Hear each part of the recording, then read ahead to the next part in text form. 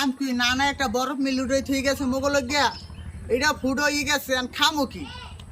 আর তারপর নানিদের যাই জিগাই নানি ওই যে বরফ মিলটা তৈরি করছে ওইটা কয়টা লাগছে, মুই মনে করছিলাম মনে হয় 2-3 হাজার ঠাই আনা বরফ মিল একটা হয়ে গেছে।